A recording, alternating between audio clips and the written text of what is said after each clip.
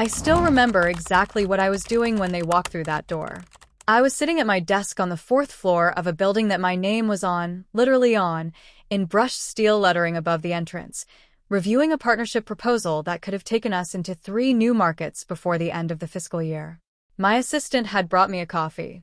The afternoon light was coming through the floor-to-ceiling windows at that particular angle that makes everything look golden and cinematic, the kind of light that makes you feel, just for a second, like your life is exactly what it is supposed to be. And then my assistant knocked, stepped halfway through the doorway, and said, "There's a group of people downstairs saying they're your family. They don't have an appointment. They're asking to come up." I set down my coffee. I set it down slowly, the way you do when your body is buying your brain a few extra seconds to process something your nervous system has already understood. My family. For years of silence. For years of blocked numbers and returned letters and holidays spent with friends who became chosen family because the biological ones had made their choice. For years of building something from the absolute wreckage of my personal life, something real and growing and mine. And now they were downstairs, in the lobby of my company, asking to come up. I told her to give me 5 minutes. I walked to the window and looked down at the street below, and I did something I had not done in a long time. I talked to myself. Not in a panicked way, not in the way I used to when things were falling apart, and I had no money and no support and no safety net, and every single decision felt like standing at the edge of something with no idea how far down the fall was. I talked to myself calmly. I said, out loud, in a voice barely above a whisper, "You are not that person anymore. You built this. They did not help you build this. Whatever they want, remember that."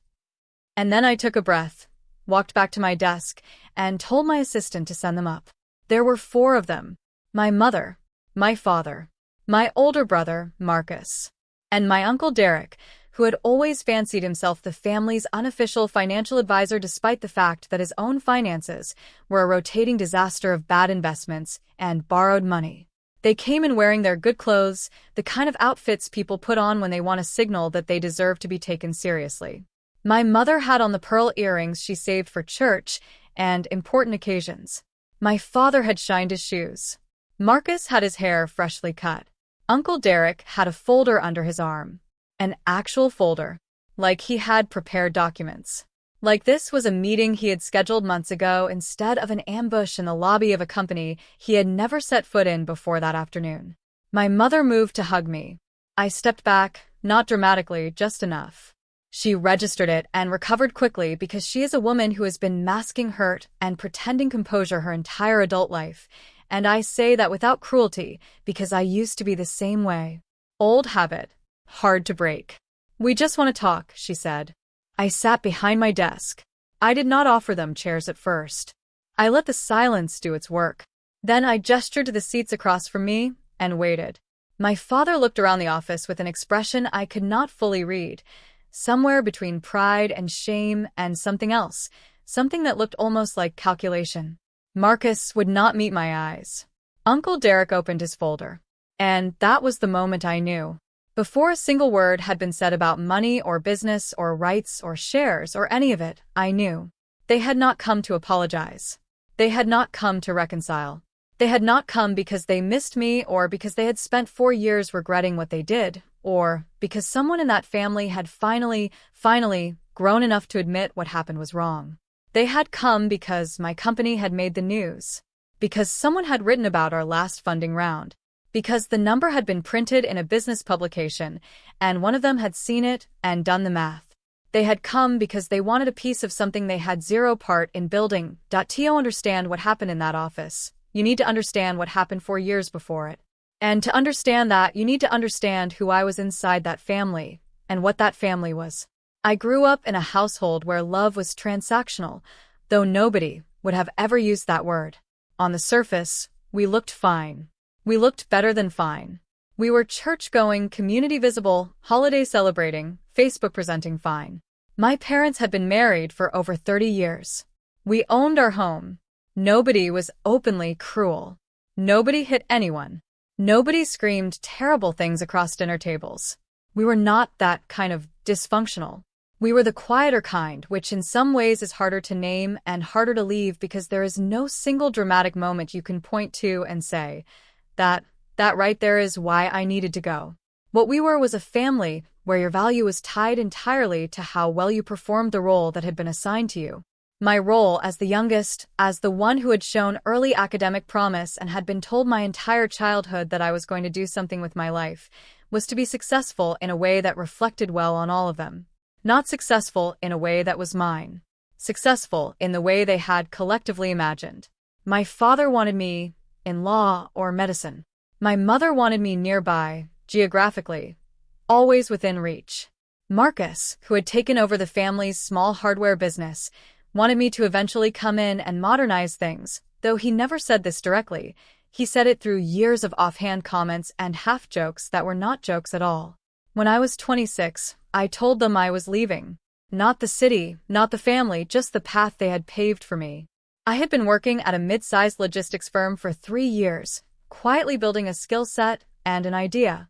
The idea was a platform, a software solution to a supply chain problem I had watched mid-level companies struggle with every single day. I had done the research. I had a prototype. I had found a co-founder, a woman named Priya, who was brilliant and driven and believed in what we were building. I had secured a small angel investment, enough to give us 18 months of runway if we were careful. I was ready. I was scared. But I was ready. I told my family because I genuinely believed that they would be proud. Not necessarily that they would understand every detail of what I was building, but that they would see me, their child, their brother, their nephew, standing up for something I believed in, and they would love that even if they did not love the specifics of it. I was naive. What I did not account for was that my stepping off the path they had designed was not, to them, an act of ambition. It was an act of betrayal. It disrupted the story they had been telling about me, about themselves, about their family for decades. And families that build their identity around a certain story do not respond well to one of their characters going off script. My father told me I was throwing my future away. My mother cried and said she did not understand what she had done wrong. Marcus told me I was being selfish and that I always thought I was better than everyone else, which was the thing he had wanted to say out loud for years and finally had a reason to. Uncle Derek, who had no business weighing in on anything, told me the startup world was for people with connections and capital and that I did not have either, so I was setting myself up to fail, and when I failed I should not expect anyone to pick up the pieces. I told them I heard them. I told them I was doing it anyway. What happened next was not a dramatic blow-up. It was quieter than that. Calls got shorter. Visits got less frequent. Texts went unanswered for longer and longer stretches until they stopped being answered at all. My mother sent a card for my birthday the first year, nothing the second. Marcus and I had not spoken in 3 years. My father, to his credit or perhaps to his shame, called me once about 8 months after the falling out and said, "I hope you know what you're doing." I said I did. He said, "All right," and hung up, and that was the last time we talked until he walked into my office. They did not formally announce they were cutting me off. That is not how families like mine work. They just gradually withdrew every form of warmth and access until the silence was so complete it had its own texture. I spent a long time grieving that silence. Then I spent a longer time getting used to it. And then, eventually, I stopped grieving and started building. People romanticize entrepreneurship in a way that genuinely irritates me now, though I understand why they do it. The highlights are real. The funding rounds, the product launches, the team milestones, the moments when something you imagined in your head becomes a thing that exists in the world, and that other people use and pay for and tell their colleagues about. Those moments are real, and they are extraordinary, and I do not want to diminish them. But they sit on top of a foundation of days that were some of the hardest I have ever lived, and I do not think I could have survived them if I had been anchored to people who had already told me I was going to fail. The first year was the worst. The angel money ran out faster than projected because 3 things broke simultaneously that we had not budgeted for, which is the universal experience of every early-stage company that has ever existed and yet still manages to feel like a personal catastrophe when it happens to you. Priya and I went 6 months without paying ourselves anything meaningful. I was living in a 1-bedroom apartment with a mattress on the floor and a standing desk I had bought used from a startup that had recently folded, which felt like a bad omen every single time I sat down to work at it. I ate a lot of the same 3 meals on rotation. I had no emergency fund, no family backstop, no safety net of any kind. If it went wrong all the way down. There were nights, and I am being honest here because I think honesty is the only thing that makes a story like this worth telling. There were nights when I sat on that mattress and thought about calling my father. Not to ask for money, just to hear someone who was supposed to love me unconditionally tell me that it was going to be okay. I did not call. Partly because I was stubborn and partly because I genuinely did not know if he would answer. Both of those things were true at the same time. What saved me was the work itself, and it was Priya, and it was a small group of friends who showed up in ways my family had not. There was a point, around month 14, when we landed our first enterprise client. A mid-sized logistics company in the Midwest that had been wrestling with exactly the problem we had built our platform to solve. They signed a contract. It was not a huge contract by the standards of what we would eventually grow into, but it was real revenue and it was validation, and the day it came through, Priya and I sat in our tiny shared office space, a converted storage room in a co-working facility that smelled faintly of old coffee and ambition, and just exhaled. For the first time in over a year, we exhaled. From there, it was not a straight line. It never is. We had a co-founder conflict in year 2 that nearly ended everything, and that I still think about sometimes because of how close we came to collapse. We resolved it. We grew through it. We lost a key engineer to a better-paying competitor and had to spend 3 months doing the work of 4 people before we rebuilt the team.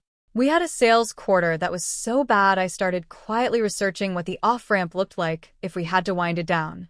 We did not wind it down.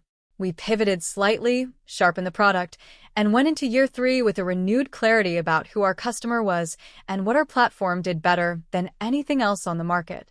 By year 4, we had 62 employees, a product that had won 2 industry awards, a Series A round that had been covered in 3 different business publications, and a client roster that included names that would have made 26-year-old me feel faint. I had moved out of the mattress-on-the-floor apartment. I had a savings account with real numbers in it. I had built something. Not inherited it, not been handed it, not been supported through it, built it, from an idea and a prototype and 18 months of runway and sheer relentless refusal to stop. And I had done every single day of it without one word of support, encouragement, or acknowledgement from the people who were supposed to be my family. Which is why, when they walked through that office door, I did not feel joy. I did not feel relief. I did not feel the warmth of a reunion long overdue. I felt something harder than any of those things. I felt clear. Uncle Derek opened the folder. I want to pause on this detail because it tells you everything you need to know about the energy they walked in with. He had printed documents. Formatted pages. There were what appeared to be rough valuations based on publicly available information about our funding round, and some kind of handwritten notes in the margins that I did not lean close enough to read, but that I could see were extensive. This man had done homework. This man had sat at a table somewhere. I imagined his kitchen, imagined him hunched over a laptop with reading glasses on, imagined my mother making him tea, and had prepared a case for why they deserved something from me. He started talking about family legacy. About how everything my parents had sacrificed to raise me, the school fees, the clothes, the food, the roof, the love, represented an investment. His word, investment.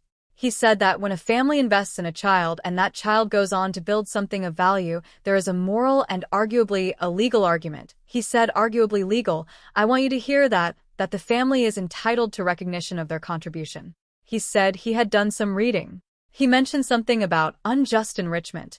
He mispronounced it. My mother was watching me while he talked. Not nodding, but not stopping him either, which was its own kind of answer. My father had his hands folded in his lap and was looking at a point slightly above my head. Marcus finally met my eyes, and what I saw there was complicated. There was shame in it. I am almost certain there was shame in it. But there was also that old familiar hunger. The one that had always been underneath his jokes about me thinking I was better than everyone, the hunger of someone who had played it safe his whole life watching someone who had not, and finding that unbearable. When Derek finished, the room was very quiet. I asked them, calmly, what number they had in mind. My mother flinched. My father looked at his hands. Marcus looked at the window. Derek looked at his folder and said they were thinking something in the range of 30 to 40% equity or its cash equivalent at current valuation. I want to describe what happened inside me in that moment, but I am not sure I have the language for all of it. There was rage, yes, the clean burning kind that does not make you loud, but makes you very, very still. There was grief, old grief, the kind I thought I had finished with, reopened without warning. There was something that might have been pity, a genuine and not entirely comfortable pity for people who had talked themselves into believing what they were saying was reasonable. And underneath all of it, there was something almost like gratitude, terrible and strange. Because I realized in that moment that the 4 years of silence had been a gift. Not the gift they intended to give me, but a gift nonetheless. They had forced me to become someone who could build a company without them. And now they were sitting in that company's conference room asking for 30 to 40% of it, and the answer was so clear and so obvious and so completely non-negotiable that I almost felt calm. What struck me most was the internal revision they had performed on our history. In their telling, and you could hear it underneath everything Derek was saying, they had not cut me off. They had stepped back to let me find my own way. They had given me space. My success was, in some rewritten version of events, a product of their parenting and their sacrifice, and the 4 years of silence was just a chapter in a longer story of family that had now reached its logical next stage, which was reunion and shared prosperity. They had constructed a narrative in which they were not the people who abandoned me when I needed them most. They were the people who had always believed in me, and now they were simply here to collect. I had to admire the architecture of it in the way you admire something that is both impressive and completely wrong. That I did not yell. I did not cry. I did not throw anyone out of the office, though I will be honest with you. The thought crossed my mind. What I did was the thing I had trained myself to do over 4 years of solving problems with no one to fall back on. I got quiet. I got very quiet. And then I spoke. I told them I was going to say some things, and I needed them to let me finish before anyone responded. And to their credit, or perhaps just to the credit of the setting, my office, my building, my name above the door, they stayed quiet. I told them I remembered the day I told them about my company. I told them I remembered exactly what each of them had said. I did not recite it back to them with bitterness. I recited it with precision, which is different. I told them that in the weeks and months that followed, when I was building something from nothing and could have used even a single phone call of encouragement, there was silence. I told them about the year I did not get a birthday card. I told them about the holiday I spent with friends because going home no longer felt like something available to me.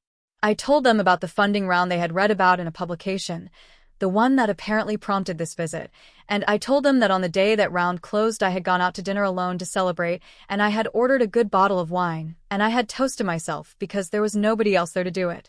I watched my mother's face change. There it was. Whatever she had been carrying about the choice she had made, or the choice she had allowed to happen, which amounts to the same thing, I watched it move across her face in real time. She started to say something. I asked her to wait. Then I told them the answer to their proposal. No. Not 30%. Not 40%. Not 1 share of equity. Not $1 of cash equivalent. Not now and not in any version of a conversation I could imagine. I told them that the company was built on years of work and sacrifice that they had chosen not to witness and had actively discouraged, and I told them that whatever debt I might feel I owed them as a son or a brother or a nephew had been paid in full by the years I had spent becoming someone without their help, and I did not say any of this angrily. I said it the way you say something that is simply true, the way you say it is raining when it is raining with no particular drama, just acknowledgement. I told them I was willing, and I chose the word carefully, willing, not eager, not desperate, not grateful, willing to consider what a real relationship might look like going forward. Not a financial relationship, a human one.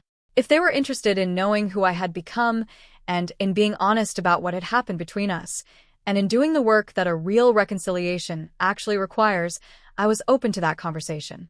It would be slow. It would require accountability. It would not be immediate. But it was a door I was not yet ready to close permanently because I am not someone who closes doors permanently on people I once loved, even when they have given me every reason to. But I told them that door and the door to this company's equity were 2 entirely different doors, and they needed to understand that clearly. Derek closed his folder. My father nodded once, slowly, the way he nods when he is processing something he does not want to admit makes sense. Marcus stood up first and walked to the window and stood there for a moment with his back to the room, and I could not tell what he was feeling, and I realized I might never know. My mother looked at me for a long time, and then she said, very quietly, I'm sorry. Not about the equity. I knew that. She was sorry about the other thing. The long, quiet, 4-year-long other thing. I said, I know. They left. Not dramatically. Not with slammed doors or raised voices. They simply gathered themselves and left, the way people leave when they came in expecting one kind of conversation and encountered a very different one. I sat in my office for a long time after they were gone. The afternoon light had shifted. The golden cinematic angle was gone, and the room looked like what it was, a well-appointed office in a building that I had worked extraordinarily hard to occupy. I thought about 26-year-old me on a mattress on a floor. I thought about month 14 and the first enterprise client and the way Priya and I had exhaled in that converted storage room. I thought about every day of those 4 years that my family did not see and would never fully understand. Here is what I know now that I did not know when they cut me off, and that I had to learn entirely on my own. The people who leave when you are unproven are telling you something true about themselves. They are not abandoning you because you are unworthy. They are abandoning you because they are afraid you will fail, afraid of being attached to failure, afraid that your risk-taking exposes the choices they never made. It is about them. It is always underneath everything about them. And the cruelest irony of it is that when you succeed anyway, those same people experience it as proof that they were right to believe in you all along, that their faith was always there, quiet and patient, waiting for this moment. They do not see the gap in that logic. Or they see it, and they choose not to look directly at it. I did not build my company for them. I did not build it to prove them wrong either, though I will not pretend that particular fuel was never in the tank. I built it because I had an idea and I believed in it, and I was willing to survive the years it took to find out if I was right. That is the whole story. Everything else, the family drama, the silence, the folder with the mispronounced legal theory, that is the frame around the story, not the story itself. They wanted half. They got the truth instead. I think, in the end, that might have been more valuable. For all of us. I am still deciding whether to answer my mother's next call. I am leaning toward yes. Not because I owe it to her, but because I am someone who made it through 4 years of silence and came out on the other side of it intact, and a person like that can afford a little grace. Not immediately. Not without boundaries. But eventually. On my terms. That is the thing about building something from nothing. You learn very early that the terms matter. You learn to name them clearly, to hold them firmly, and to never, ever hand them over just because someone shows up at your door expecting you to. Even if that someone is family. Especially if that someone is family.